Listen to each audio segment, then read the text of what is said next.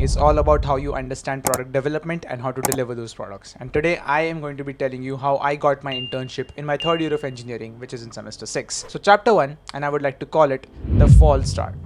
When I came to semester 3 after semester 2, finishing my first year, I was in the same place where all of you are, where or will be, and there I was stuck in choosing which domain should I go to. So I've already made a video on how to get into tech. You can watch it right here, it's on the screen. The question that I fell into was, what should I choose? I went through the same trenches that you all did. And can you imagine the guy who won the Smart India Hackathon 2025 using the MERN Stack, the guy who's working in the industry as a software developer in the MERN Stack, started off with Android development. Yes, that's true. I chose my semester 3 project as a data structures learning application. That ultimately resulted me into studying Android Studio and Android development, and I hated it. By the time I finished that project, I was already so tired of Android development that I just gave up. I thought it's just not made for me at all, and that false start really wasted a lot of my time. And that is where it all began. That is where I understood the first part of product development. The key insight for you here is that you need to understand your domain first. Before going for any internship roadmap or before going for any tech roadmap either, you need to first understand what makes you think, what makes you love what you do. Now, when I started off with Android, I wasn't really feeling it. At the beginning, it looks really cool having your own app on your phone, but the moment you start developing higher grade applications is when you realize that Android was not made for me. I tried so many things, went to YouTube channels which helped me earlier like Free Code Camp to learn Android Studio from there, but I just couldn't enjoy learning Android Studio, and this is where I just gave up on Android Studio. And one thing I learned there is you need to know your current stack. You can't be wandering between 2 to 3 stacks. You need to pick one and you need to build your profile over it, because getting an internship doesn't just mean getting it and finishing it. You need to learn on the job, right? And that is the first key insight for you, is you need to understand and you need to pick the right stack for you. Chapter 2, the shift to web development. After finishing semester 3, after coming to semester 4, I realized that Android was not made for me, and I discussed with my team about what should our next project be. And I was thinking maybe I will continue Android again, maybe I'll give it another shot, but my teammates were like, hey, you know what, we don't know Android either. So it's just not optimal for either of us, and nobody wants to go into Android development, at least we both don't. And I was like, wait, neither do I. So why am I making something there? So I was like, let's explore a few stacks. And that is when I started my research on what I should do, what I should not. Then I learned that, okay, Java has its own full stack framework, so does Python, so does MERN. And then I was like, what is this MERN stack? And I did hear about it a long time ago, back then when I was in Sem 1 or 2. So I was like, okay, we can give this a try. And then when I finally studied about web development, I realized it was way easier to host and show your projects to the world. And the backend structure usually was the same, right? If you just learn a good backend framework, I think you can survive the industry, right? And I was the backend developer at all times of the team. So I just said, you know what? I think we can go for backend and stuff, and I think the MERN stack looks great for me. So I just went ahead with it and I chose the MERN stack. But as you know, the base of MERN is very different. So MongoDB is a core technology, but to learn Express and Node, you need JavaScript. React, you need JavaScript and HTML. So it all boiled down to 3 things: HTML, CSS, and JavaScript. I had to spend a month actually going back and revising all of that knowledge, because I've never touched web earlier. After revising all of that knowledge and building a few front-end clones, I started off with MongoDB. I understood the fundamentals, object-oriented structure, JSON and everything. The shift was good. Where I encountered problems was building my own server. When I was trying to build that server.js, I wrote all code by myself just to understand how data is flowing through the server. And that is where I realized how application development actually works, how you develop a full-scale working application. Before learning MERN, I had no idea that something called as a server exists, which will help you serve your backend between your database and your front end. So there will be a waiter in between your chef and your dining table. The same photo that you see everywhere, that's what I learned right there. But I learned it the hard way, and it all cleared up a lot of things for me. It cleared up the data flow that usually happens in systems, which people fail to recognize. When you're developing a system, it's not just about an internship, rather it could be about building any project. When you're developing a system, the biggest idea you need of is the database and the data flow. Rest everything can be developed. The only core part of any business product or even any project is always going to be data. And when you understand how data is flowing through your application, where you're modifying it, what is the structure of the backend, the MVC architecture, whether it be the React services or React generalizations for your API endpoints, all of this I learned in my semester 4 and 5. And by the start of semester 5, I guess I completed learning my MERN Stack. So what's the insight for you from this chapter? Whatever technology you choose, make sure to understand complete thorough details about it. When I chose this stack, I realized I needed the basis of HTML, CSS and JS. After this, HTML and JavaScript would turn into React. JavaScript itself would turn into Node and Express. And MongoDB would come in as a new component which would add and become the MERN stack. Apart from this, I also learned MySQL earlier, but I did not use it until semester 8. Yes, that's true. I used SQL very late, and I'm currently also working on SQL, but I used to be only the MongoDB guy. And that was all about my chapter 2, and I hope you understand that inside. Chapter 3, data structures and algorithms. As soon as I got into semester 5, I started off with lead code, and not as soon as, it was around October or August, I guess.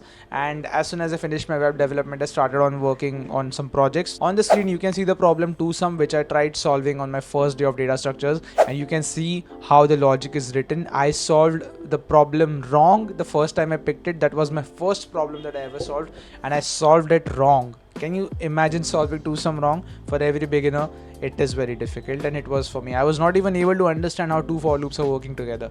That is where I started off with D.S.A. From there, I have gone and climbed to 600 problems, 620 problems. I'm currently rated 1726. It's less because I'm not attending any contests. I'm not able to. I'm tired all day. But that's not the point we're discussing today. And this is where it hit me that I needed data structures and algorithms. Now, in my internship interview, that didn't really matter. I was never asked data structures and algorithms, but I want you to understand that I did prepare. Why? Because sometimes they might ask you. A few companies, when they take your interviews, they will ask for some basic problems or even some problems which may be a bit advanced, maybe related to maps or anything, and you may need to solve those problems. No matter how much development you have done, if you don't clear the interview, you're not getting the internship, right? So I would advise you to at least learn basic data structures. I'm not asking you to grind lead code, but at least you should be able to solve medium level problems, and I think that would be a good starting point for you. Chapter 4, connections.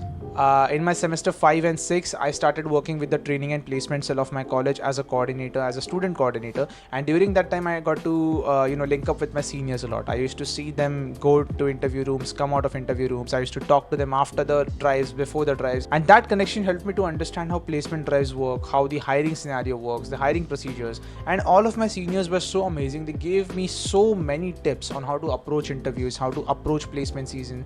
And this helped me eventually to get that internship, because when they told me what questions they ask, what the employers expect, and how do hiring processes work, in every one of those interviews they were asked, what was your project, what was your project, and what was your project.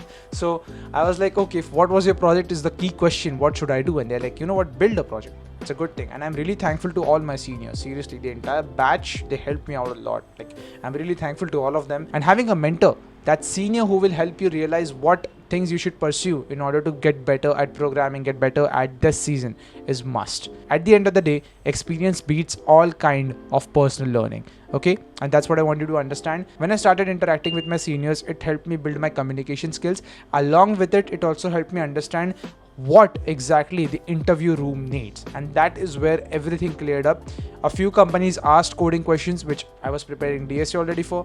A few, and most of the companies, not a few, most of the companies were asking for projects which I was building. The only thing that was left was to build a huge flagship project. But let's move to the next chapter where I tell you what happened. So chapter 5, which was semester 6, the ultimate round. This is where I secured the internship. So at my college, I met one of my seniors, and she told me that there is an opening at the company. They wanted somebody from our college because I think it was an in-house referral thing or something like that. And they wanted an intern for that role. And why did she contact me? It was quite simple. I had things on my LinkedIn, I had things on my resume, and I was interacting with my seniors. They knew who I was. So because I had all of those things on my LinkedIn, she contacted me and she told me that, hey, listen, let's set up an interview for you. And then I talked with my employer, and they also said, you know what? Yeah, we are getting you the interview. And when I finally sat in that interview room, that is when I realized the first question that was thrown at me was exactly what my seniors told me. Tell me about your projects. Okay, what did you do in this project? Did you host this project? And when I told them about my technologies, I think that is when they were impressed, because They really wanted that same tech stack. They wanted to host a web platform and they wanted to develop and deploy that.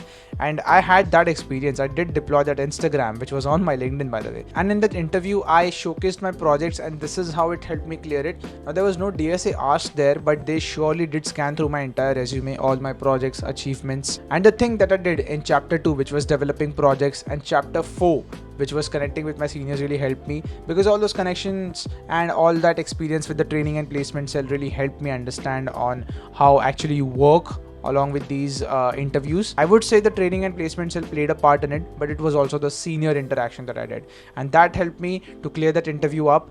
And that's how chapter 2, 3 and 4 led me to clearing the interview. I finally ended up landing the offer, and I started off as the web development intern.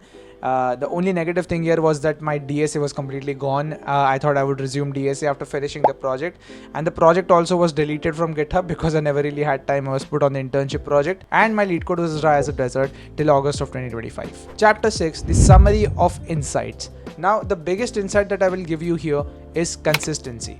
Remember, no matter how much you do in a compact 1 or 2 month amount of time, over time the profile that you build is eventually going to help you. It doesn't matter if you're in third year and you don't have an internship, you just ended your third year without internships, you still have time. If you're still in college, you still can grab an internship, complete it for 6 months, get good industry exposure, and then apply for full-time jobs.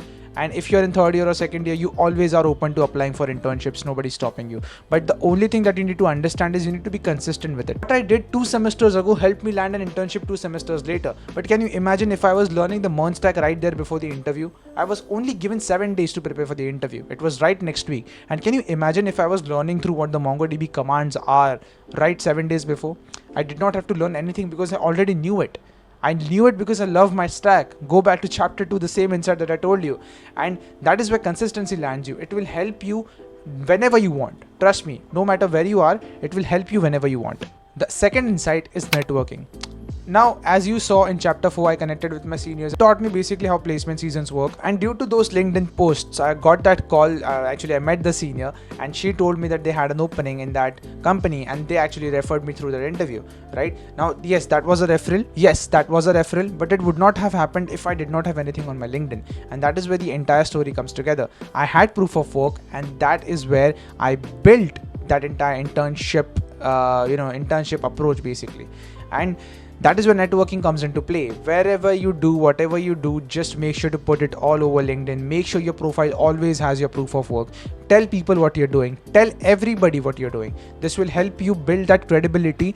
And when people have data to analyze you, people have data to judge you on how good of a developer or how bad of a developer you are, that really helps you. Because if you have data, you're not a bad developer, right? When you have proof of work, and they are good projects, they are hosted projects, they are projects which you have given people to try and they have tried it out and they loved it. That is where you have the defining factor, and that is where you will most probably get an internship. And final insight will be building projects end to end. Don't just build a project and leave it as it is. Build it end to end. And by saying end to end, I mean by writing the first app is equal to express to deploying the project. During the interview, I was asked if the project was hosted.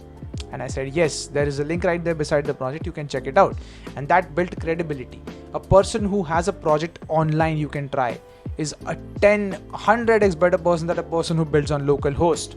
Because when you host the project online, you're supposed to build it end to end. Nobody can break through, nobody can read random data. The project is scalable and people can use it anywhere, on your phone, on your PC. That is where the MERN Stack credibility came in, MERN Stack advantages came in. You can host your project easily. And that one point really also helped me, I guess, define that offer, because building that project end to end really helped me understood what was the overall complexity of delivering a product. And when they asked me how I did it, I explained them what I did it all by myself, and that also helped them understand that I was a good engineer. So whenever you build a project, just build it end to end. It will teach you everything about development. So yeah, that was all about today's video. Thank you so much everybody for watching. I really hope I cleared up the entire journey using all those insights and giving you all the required data that you need. And the next video will be about the roadmap that you need to follow to start preparing for internships. You can then refer this video there and understand how better that roadmap is and how it correlates to exactly my journey. So that was all from my side. Thank you so much everybody for watching. Make sure to like, share and subscribe, and I'll be coming back to you on the next week Sunday. Thank you everybody. Ninad out.